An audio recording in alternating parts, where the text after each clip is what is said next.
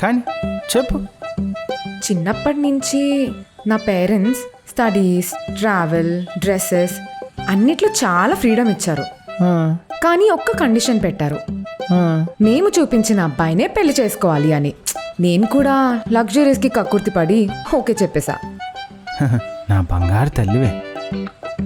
అయినా ఇంతకీ అసలు మ్యాటర్లోకి రాలేదురా? మా నాన్న నన్ను బాగా చూసుకోవాలని నీకు బాగానే ఇచ్చాడు కాబట్టి అయితే నేను ఏం అడిగినా కాదనకూడదు, నేనేం చేసినా వద్దనకూడదు. తిట్టకూడదు, ఉన్నది మొత్తం నాకు ఇచ్చేద్దాన్ని ఫిక్స్ అయ్యావన్నమాట. అయినా నేను చెప్పినా చెప్పకపోయినా మీ అమ్మాయిలు చేసేది అదే కదా. నువ్వు ఇంకా మేలు, ముందే నాకు ఖర్చులు ఎక్కువ చేస్తా అని డేంజర్ వార్నింగ్స్ ఇస్తున్నావు. Okay, next. నేను లవ్ అనే మ్యాజిక్ లైఫ్లో ఎప్పుడూ ఎక్స్పీరియన్స్ చేయలేదు. అందుకే నువ్వు ఇవాళ నుంచి పిచ్చిగా ప్రేమించు, వన్ సైడ్ లవర్లా. నేను నీ మొగుణ్ణి. నన్ను బాగా ఇంప్రెస్ చేయి, నన్ను ప్రేమలో పడేయి.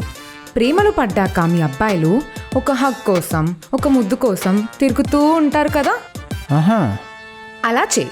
ఆ.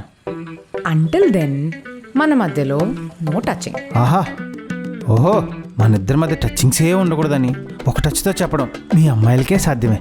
గొప్పోళ్ళే మీరు అసలు. అమ్మదినమ్మ అలాకా.